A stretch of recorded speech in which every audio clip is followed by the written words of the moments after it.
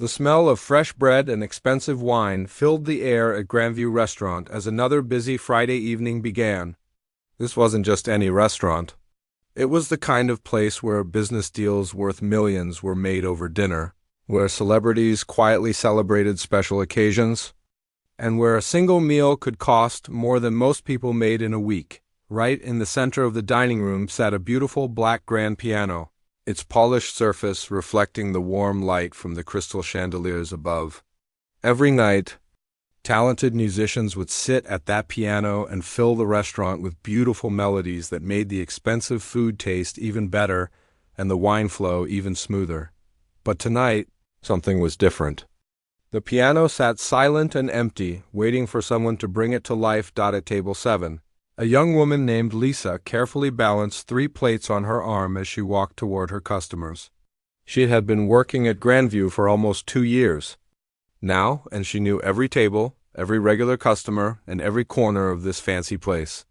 Her uniform was always perfectly pressed, her hair neatly tied back, and her smile genuine. Even when she was exhausted, Lisa was 24 years old, but she looked younger. There was something about her gentle eyes and the way she moved so carefully through the dining room that made people want to protect her. What the customers didn't know was that Lisa had grown up faster than most people her age. Life had given her responsibilities that most young adults couldn't imagine. 2 years ago, everything changed for Lisa. Her parents had been driving home from their anniversary dinner when a drunk driver ran a red light. The accident took both of them instantly, leaving Lisa and her 15-year-old brother Tommy completely alone in the world. Suddenly, Lisa wasn't just a college student studying music therapy anymore. She was a guardian, a provider, and the only family Tommy had left. The insurance money had helped with the funeral costs and some of the bills, but it didn't last long. Lisa had to make a choice that broke her heart. She could continue her studies and risk not being able to provide for Tommy, or she could put her dreams on hold and focus on keeping their small family together. The choice was easy, even though it was painful. That's how she ended up at Grandview, working long hours for tips that she carefully saved in an old coffee can hidden in her bedroom. Every dollar went toward rent, groceries, Tommy's school supplies, and slowly, very slowly, toward her dream of finishing her degree someday. She had calculated that if she worked hard and lived simply, she might be able to go back to school when Tommy graduated from high school in 3 years. Lisa never complained about her situation. She had learned to find joy in small things: Tommy's good grades, a particularly generous tip from a kind customer, or the few moments each evening when she could sit at the old keyboard in their apartment and play softly so she wouldn't wake. The neighbors. What her coworkers and customers didn't know was that Lisa had a secret. Before the accident, before the responsibilities, before the long nights serving tables, Lisa had been something extraordinary. She had been a child prodigy, a young musician who had performed on some of the most famous stages in the country. Her parents had discovered her talent when she was just 4 years old, sitting at her grandmother's old piano and playing melodies by ear. By the time she was 12, Lisa had performed at Carnegie Hall. Music critics had called her a once-in-a-generation talent and the future of classical music.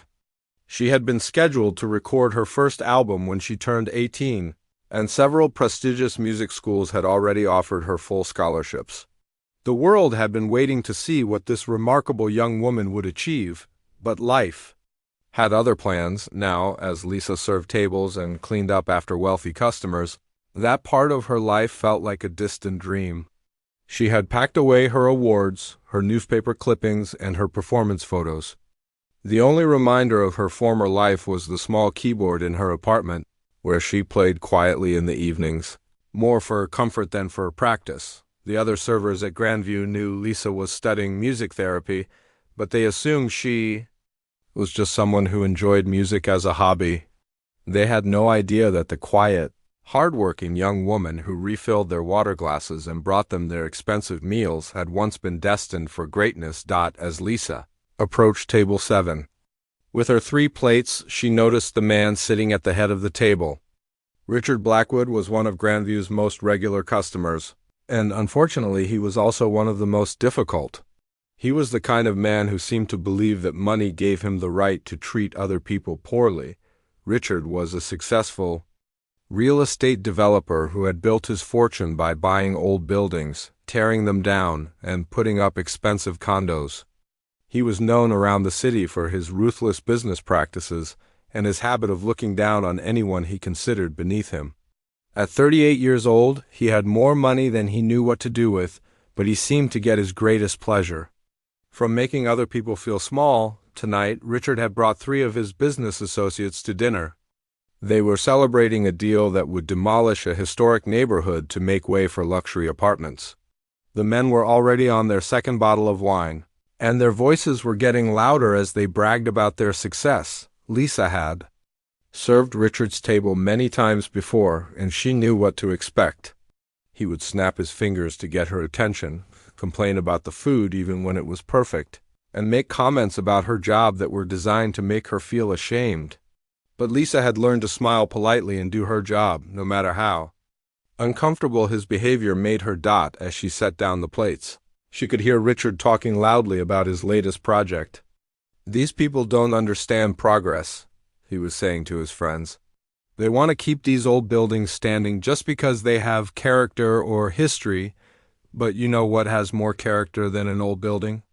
A brand new building. That makes me money." His friends laughed, but Lisa noticed that other diners were looking in their direction with annoyed expressions. Richard's voice was carrying across the restaurant, and his crude comments were disrupting the elegant atmosphere that Grandview was known for. Lisa tried to place the plates quietly and leave, but Richard noticed her and decided to make her part of his entertainment. "Well, well," he said, loud enough for half the restaurant to hear. "Look who's here. Our little waitress. Tell me, honey, what do you think about progress versus preservation?" Lisa felt her cheeks flush as other customers turned to look at her.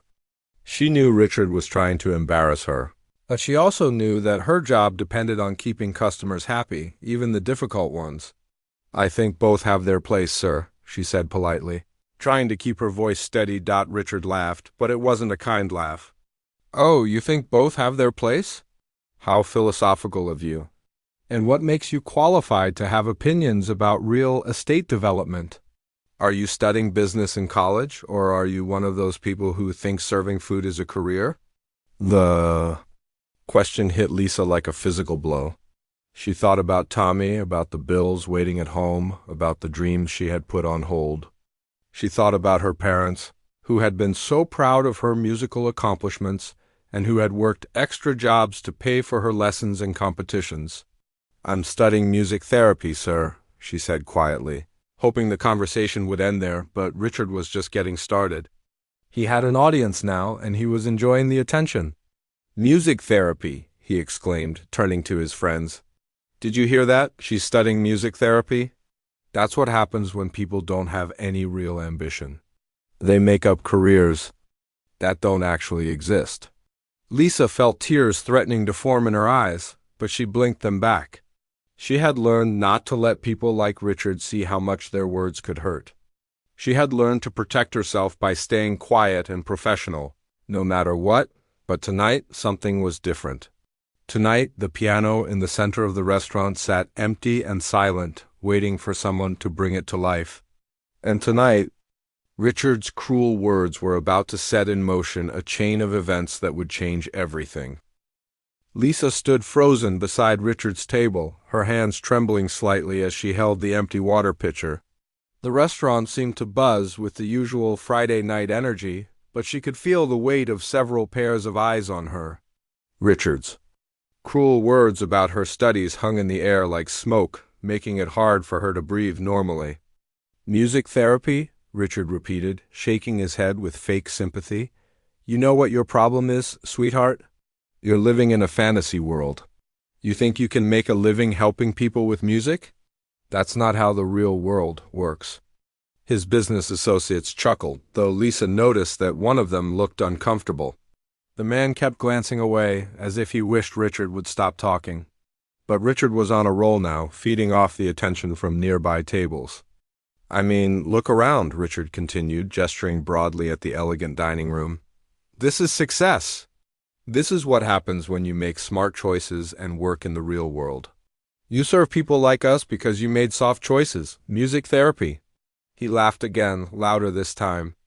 Lisa wanted to explain that music therapy was a real profession, that she had seen how music could help children with autism communicate, how it could help stroke patients recover their speech, how it could bring peace to people suffering from depression. She wanted to tell him about her professor, who had worked with veterans, helping them process trauma through songwriting. But she knew that Richard wasn't interested in learning anything. He was interested in making her feel small. I should get back to work, Lisa said quietly, starting to turn away from the table.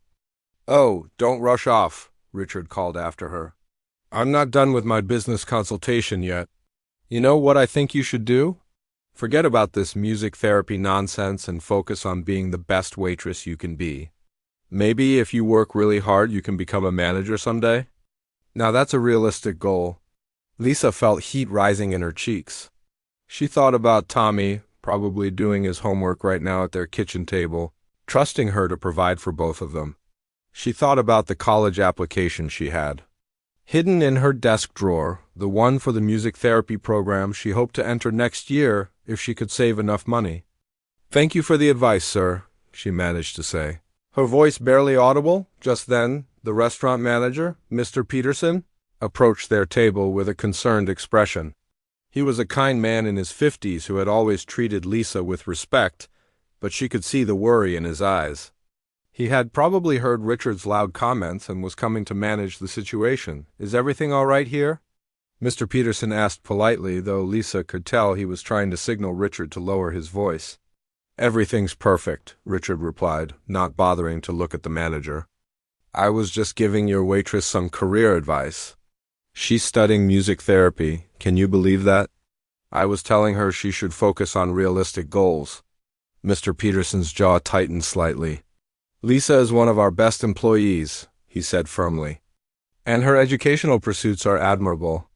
Oh, I'm sure she's a fine waitress, Richard said with a dismissive wave. But let's be honest about what music therapy really is. It's not a real job. It's what people study when they can't handle real subjects. Lisa felt tears threatening again, but this time they were tears of frustration rather than sadness. She had spent years learning about neuroplasticity, about how rhythmic patterns could help reorganize damaged brain pathways, about research showing music's measurable effects on healing. But she knew that explaining any of this to Richard would only give him more ammunition. If you'll excuse me, Mr. Peterson said, I need to make an announcement. As the manager walked away, Richard turned back to Lisa with a satisfied smirk. You see, even your boss knows I'm right. He didn't defend your little music hobby, did he? What Lisa didn't know was that Mr. Peterson was walking toward the center of the restaurant with a heavy heart. He had just received a phone call that would change the entire evening. The scheduled pianist, Jennifer, had been in a minor car accident. She was fine, but her car wouldn't start, and she lived an hour away. There would be no live music tonight at Grandview. This was a disaster for several reasons. First, many of the customers came to Grandview specifically for the combination of excellent food and beautiful live music. Second, the restaurant had several important food critics dining tonight, and the lack of music would definitely be noticed in their reviews. Third, and most importantly to Mr. Peterson, the piano music was what set Grandview apart from other expensive restaurants in the city. Mr. Peterson stepped up to the small microphone they used for special announcements. The dining room gradually grew quiet as people noticed him preparing to speak. Ladies and gentlemen, he began, his voice carrying across the restaurant, I'm afraid I have some disappointing news. Our scheduled pianist for this evening has had a minor emergency and won't be able to perform tonight. We apologize for any inconvenience. A murmur of disappointment rippled through the dining room. Lisa saw several customers exchange glances, and she wondered if some of them might leave early because of the missing music. But Richard saw something else entirely. He saw an opportunity. Well, he said loudly, standing up from his chair. What a shame. No music tonight at the fancy restaurant. His voice carried across the dining room and conversations at nearby. Tables stopped as people turned to see what was happening. Richard was clearly enjoying the attention, his chest puffed out with self-importance. You know what? Richard continued, his voice getting louder. I bet someone here can play piano. This is an educated crowd, right? Surely someone has some musical talent. Lisa felt a chill run down her spine. She had a terrible feeling about where this was going.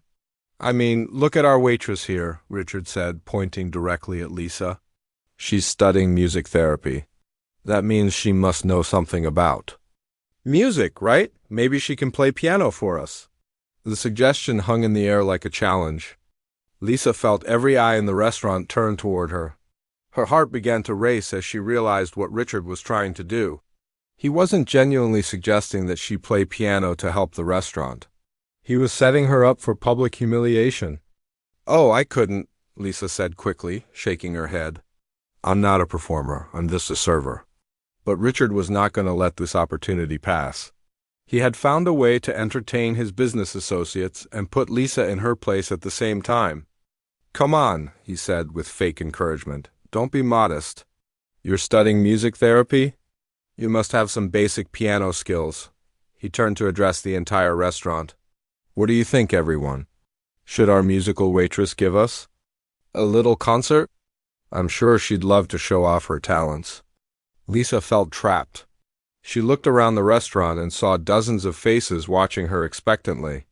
Some looked curious, some looked sympathetic, and a few looked entertained by the drama unfolding before them. I really don't think that's appropriate, she said, her voice shaking slightly. Oh, but it would be perfect, Richard insisted. You could show everyone what music therapy students learn. I'm sure it would be very educational. The way he said the word educational made it clear that he expected her to embarrass herself. He was counting on her to sit down at the piano and play something simple and clumsy, proving his point that her studies were worthless. Mr. Peterson stepped forward, sensing the cruel nature of Richard's suggestion. That's not necessary, he said firmly. Lisa is working and she's not employed as a pianist. But Richard was not finished. I'll tell you what, he said, pulling out his wallet. If she plays one song, just one song, I'll leave a tip bigger than she's ever seen. How about that for motivation? Lisa felt humiliated and trapped. She looked at Mr. Peterson, who gave her a small nod that seemed to say the choice was hers. She looked at Richard, who was clearly enjoying her discomfort. She looked at the beautiful grand piano sitting in the center of the restaurant, silent and waiting. What Richard didn't know was that he had just made the biggest mistake of his life. He had no idea that the quiet, humble waitress he was trying to humiliate had once been called the most promising young pianist of her generation. He had no idea that her fingers had once danced across keys in the most prestigious concert halls in the country. He had no idea that he was about to learn what real talent looked like. Lisa's hands were shaking as she looked around the restaurant. Every single person seemed to be staring at her, waiting to see what she would do. The silence felt heavy, like a thick blanket that made it hard to breathe. She could hear her own heartbeat in her ears, loud and fast. Richard stood beside his table with a satisfied smile, clearly enjoying the show he had created. His business partners looked uncomfortable now, but none of them spoke up to stop what was happening. The rest of the restaurant had gone completely quiet, as if everyone was holding their breath. Well, Richard said, his voice cutting through the silence. We're all waiting. Don't be shy now. Lisa looked at Mr. Peterson, hoping he might save her from this situation. But she could see in his eyes that he was torn. He wanted to protect her, but he also couldn't afford to lose a customer like Richard, especially not in front of a full restaurant. His slight nod told her that the decision was hers to make. I really don't think this is a good idea, Lisa said quietly, her voice barely audible to anyone beyond the nearest tables. Oh, come on, Richard said, his voice getting louder. What's the worst that could happen? You play a little Twinkle, Twinkle, Little Star, and we all applaud politely unless— He paused dramatically. Unless you can't even play that much? The insult hung in the air like a slap. Lisa felt her face burn with embarrassment. She thought about Tommy, who was probably finishing his homework right now. trusting her to come home with enough tip money to buy groceries tomorrow. She thought about her parents who had sacrificed so much for her music education, who had been so proud of every performance, every award, every standing ovation. She thought about the last time she had played piano in public. It had been at her parents' funeral, when she had played their favorite song while people cried quietly in the pews. Since then, she had only played on the small keyboard in their apartment, late at night when Tommy was asleep, letting her fingers move across the keys like they were remembering a language she used to speak fluently. "Fine," Lisa said suddenly, surprising herself with the firmness in her voice. "I'll play one song." Richard clapped his hands together, delighted. "Excellent. This should be entertaining." Lisa walked slowly toward the piano, her legs feeling unsteady. Each step felt like it took forever. She was aware of every eye following her movement, every whispered comment from the tables she passed. Someone's phone camera flashed, and she realized people were already taking pictures. When she reached the piano bench, she paused. The instrument was beautiful, much nicer than any piano she had played regularly since she was a child. It was a Steinway grand, the kind of piano that cost more than most people's cars. Its black surface was so polished she could see her reflection in it. Lisa sat down on the bench and adjusted it slightly. The familiar feeling of sitting at a piano brought back a flood of memories. She remembered her first recital when she was 6 years old, wearing a white dress that her mother had sewn by hand. She remembered the way her father would sit in the front row of every performance, his eyes shining with pride. She remembered the feeling of the keys under her fingers, the way the music would flow through her like water. But she also remembered why she had stopped playing professionally. She remembered the pressure, the competition, the way some people in the music world treated young performers like products to be sold. She remembered the relief she had felt when she decided to study music therapy instead, planning to use her gift to help others rather than to seek fame for herself. "Any day now," Richard called out, making his friends chuckle. "We don't have all night." Lisa placed her hands on the keys and took a deep breath. She had decided to play something simple, something that wouldn't draw too much attention. Maybe a basic classical piece that most people would recognize but wouldn't be too impressive. She wanted to get through this humiliation as quickly as possible and get back to work. She started with a simple melody, something she had learned when she was very young. The notes came out softly, tentatively, as if she was testing whether the piano would respond to her touch. It had been so long since she had played anything other than her small keyboard at home. Richard leaned back in his chair, already preparing his next insult. He was probably thinking of ways to criticize her playing, to make jokes about how this proved his point about music therapy being a waste of time. But something unexpected happened as Lisa continued to play. Her fingers began to remember things that her mind had tried to forget. They remembered the countless hours of practice, the muscle memory that had been built through years of dedication. They remembered the feeling of making music, not just with technique, but with soul. The simple melody she had started with began to change. Without consciously deciding to do it, Lisa found herself adding harmony, then counter melodies, then subtle variations that made the basic song into something much more complex and beautiful. The change was gradual at first. People in the restaurant began to notice that what they were hearing was not what they had expected. The tentative, nervous playing was transforming into something confident and skilled. Conversations that had resumed during the first few bars stopped again as people turned their attention back to the piano. Lisa felt the change happening, but she couldn't seem to stop it. It was like trying to hold back a river that had been dammed up for too long. The music wanted to flow through her, and her fingers wanted to dance across the keys, the way they had been trained to do since childhood. She transitioned from the simple melody into something more challenging, a piece by Chopin that she had performed in competitions when she was 16. Her fingers moved with increasing confidence, finding their way across the keys as if no time had passed at all. Richard's smug expression began to fade.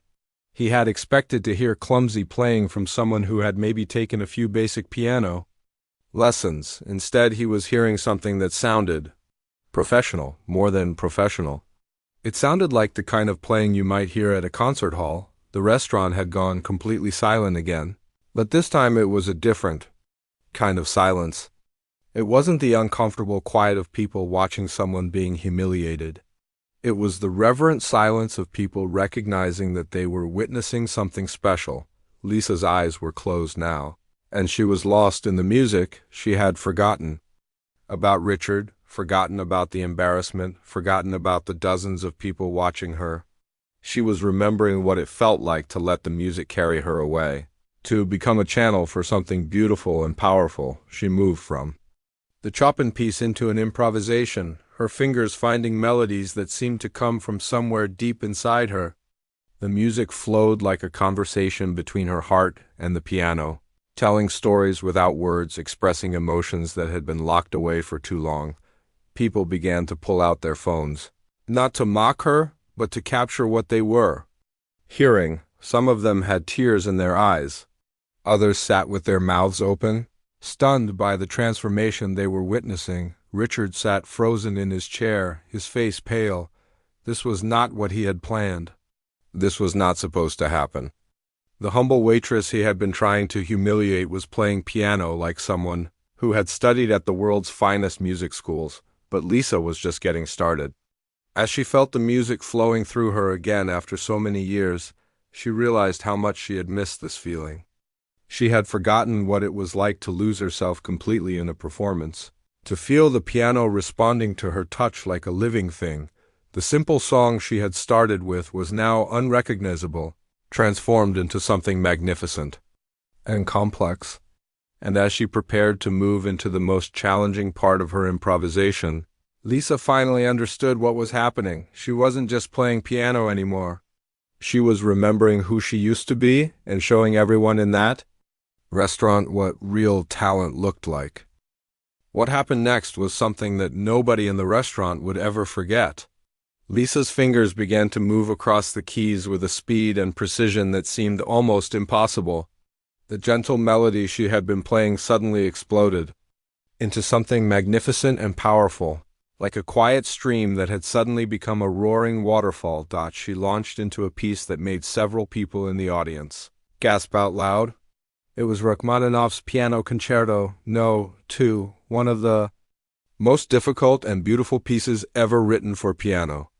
But Lisa wasn't just playing it, she was commanding it, making it bend to her will like clay in the hands of a master sculptor. Her fingers flew across the keys so fast they were almost a blur.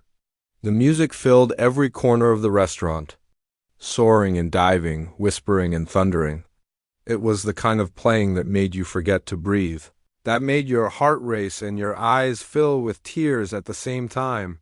Richard sat in his chair like a statue, his mouth hanging open, in complete shock.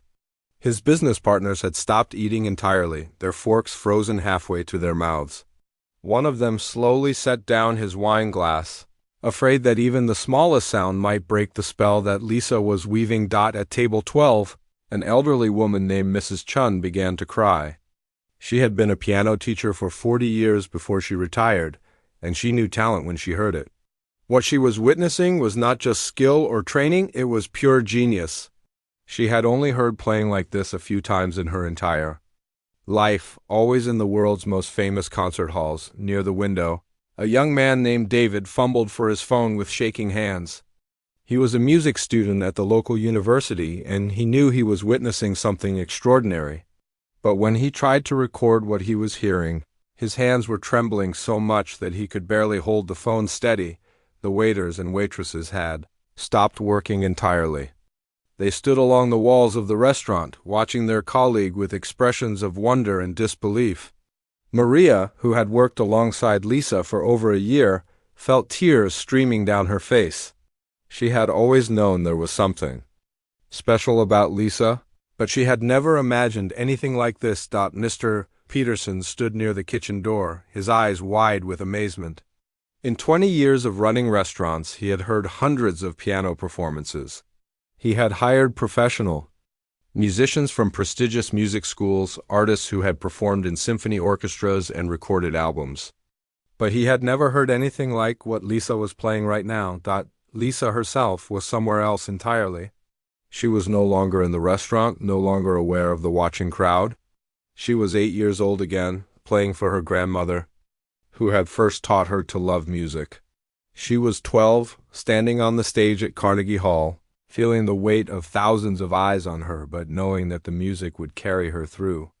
She was 16, winning her first major competition and seeing her parents crying with pride in the audience.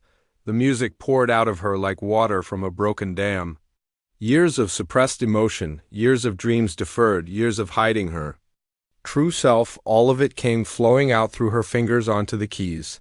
She played her grief for her parents, her love for her brother, her fears about the future, her hope that someday she might be able to pursue her dreams again. As she moved into the most challenging section of the piece, something incredible happened. Lisa began to improvise, taking the classical composition and weaving in elements of jazz, blues, and contemporary music. She was creating something entirely new, something that had never existed before and would never exist again in exactly the same way. The sound was so beautiful that people in the restaurant began to forget where they were. A businessman at table 3 found himself thinking about his daughter, who had begged him to let her take piano lessons. He had said no because he thought it was a waste of time and money. Now he was already planning to call a piano teacher. Tomorrow. At table 7. A young couple who had been arguing before the music found themselves holding hands across the table. The beauty of what they were hearing had reminded them why they had fallen in love in the first place, how music had been playing during their first dance, how it had the power to heal and unite. But the most dramatic change was happening at Richard's table. His face had gone completely white and his hands were shaking. He was beginning to realize that he had made a terrible mistake. This wasn't just someone who had taken a few piano lessons. This was someone who played at a level that most people never even knew existed. One of his business partners, a man named George, leaned over and whispered in his ear, "Richard, do you realize what you've done? Do you know who this must be?" Richard shook his head, unable to speak. "I think this is Lisa Hartford," George continued, his voice filled with awe. "The child prodigy from about 10 years ago. She just disappeared from the music world. People said she could have been the next great concert pianist. If this is her—" Richard felt sick to his stomach. He remembered reading about Lisa Hartford years ago, remembered seeing her picture in the newspaper when she was young. She had been called a once-in-a-generation talent, a musical genius who could have conquered the world. And he had just spent the evening mocking her, trying to humiliate her in front of a room full of people. Meanwhile, Lisa was reaching the climax of her performance. Her fingers were moving so fast and with such precision that it seemed physically impossible. The music was building to a crescendo that made the crystal glasses on the tables vibrate and the chandeliers above swing gently. She was playing with the kind of passion and skill that made grown men weep and hardened critics write poetry. Every note was perfect. Every phrase was shaped with the care of someone who understood music not just as sound, but as language, as emotion, as life itself. People throughout the restaurant were openly crying now.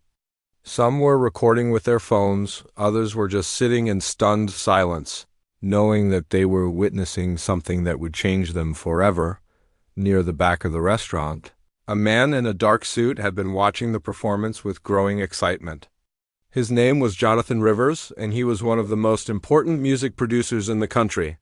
He had come to Grandview for a quiet business dinner, but what he was hearing now was making his heart race with possibility. Jonathan had worked with some of the biggest names in classical music, had produced albums that had won Grammy Awards, had discovered talents that had gone on to perform in the world's most prestigious venues. But he had never heard anything quite like what Lisa was playing.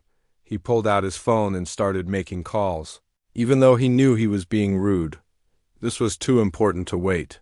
He called his assistant, his booking agent, his contacts at major record labels. He whispered urgently into the phone, trying to explain what he was witnessing, trying to convince them that they needed to pay attention to what was happening at a small restaurant in their city. As Lisa began to build toward the final section of her performance, the entire restaurant seemed to hold its breath. Even the kitchen staff had stopped working and were peering out through the service windows, watching in amazement as their colleague transformed before their eyes, the quiet waitress who had been serving them. Dinner just an hour ago was revealing herself to be one of the most gifted musicians any of them had ever encountered.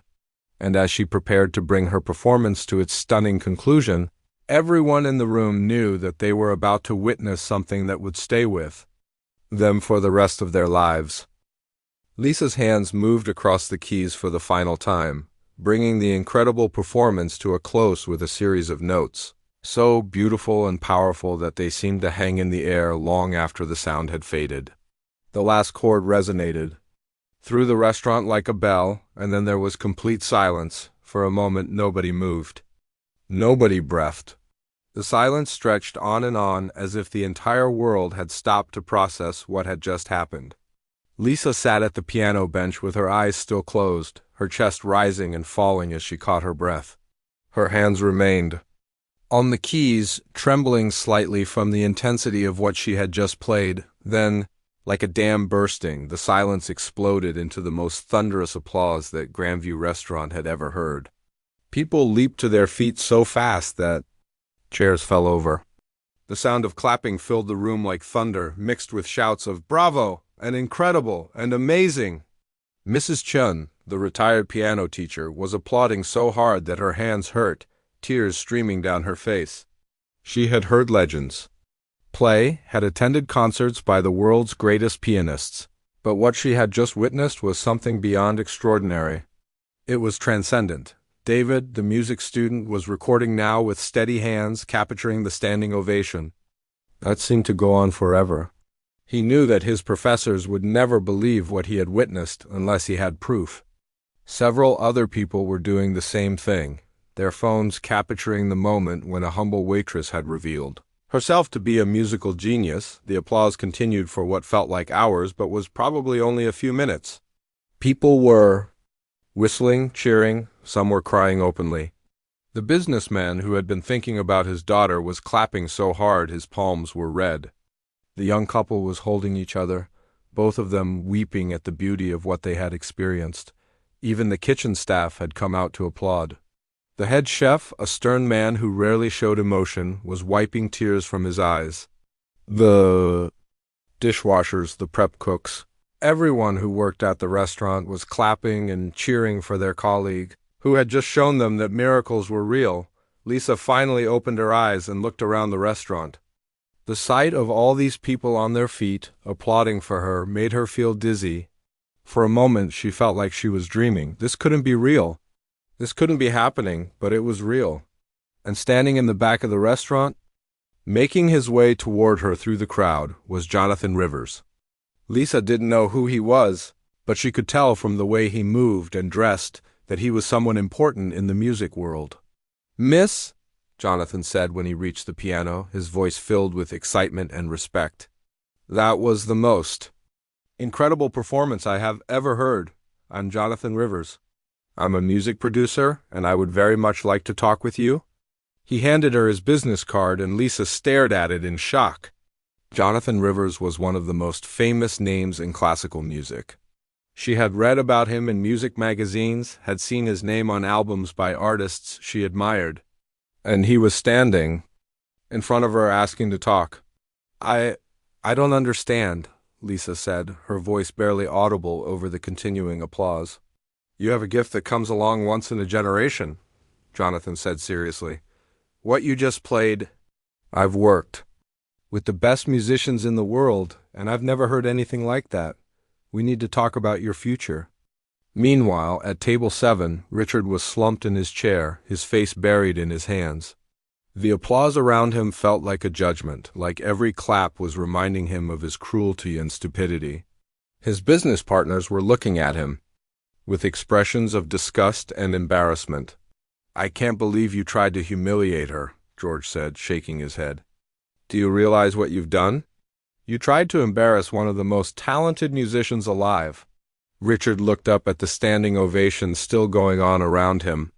He watched Lisa talking with the music producer, saw the respect and admiration in everyone's eyes. He realized that his attempt to make her look foolish had instead revealed her to be extraordinary, while making him look like a cruel and ignorant bully. Mr. Peterson appeared at Lisa's side, his face glowing with pride and amazement. "Lisa," he said, "I had no idea. In all the time you've worked here, I never knew you could. That was ... Quotes, he couldn't find the words to finish. "I'm sorry I never told you," Lisa said softly. I needed this job, and I didn't want people to think I was putting on airs or trying to be something I'm not."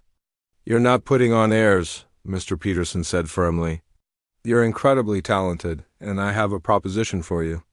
Lisa looked at him with curiosity. "I want to offer you a position as our house pianist," he continued. "The pay would be 3 times what you make as a server, and you'd only work evening shifts. You could continue your studies during the day if you wanted." Lisa felt tears welling up in her eyes. 3 times her current salary would mean she could afford Tommy's college expenses. It would mean she could finish her own degree. It would mean they wouldn't have to worry about rent or groceries or the 100 small financial stresses that kept her awake at night. Yes," she said, barely able to speak. "Yes, I would love that." The applause was finally starting to die down, but people were still coming up to Lisa to shake her hand, to tell her how much her performance had moved them. The elderly woman who had been crying asked if Lisa gave private lessons. The young couple wanted to know if she would play at their wedding.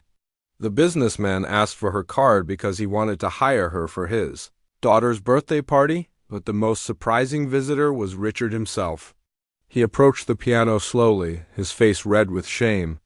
The confident, arrogant man from earlier in the evening was gone, replaced by someone who looked like he wanted to disappear into the floor. "Miss," he said quietly, not able to meet her. "I owe you an apology. What I did tonight ... What I said.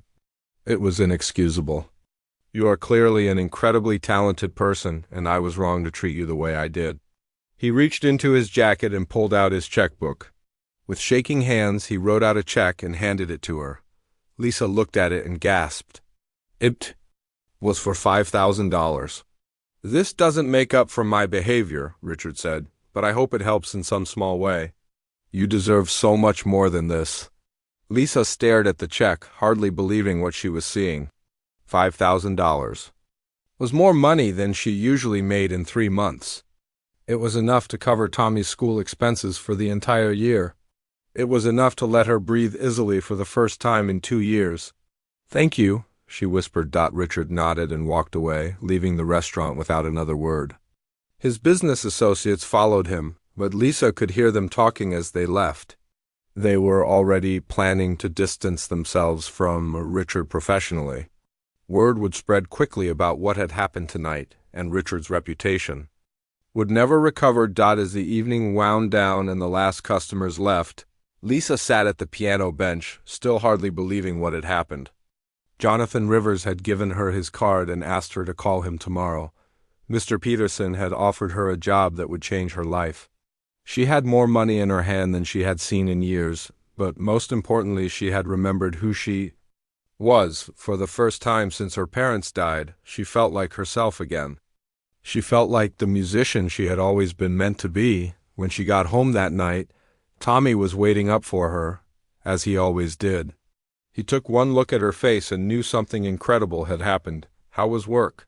he asked with a grin. Lisa smiled, thinking about the standing ovation, about the job offer, about the producer who wanted to talk about her future.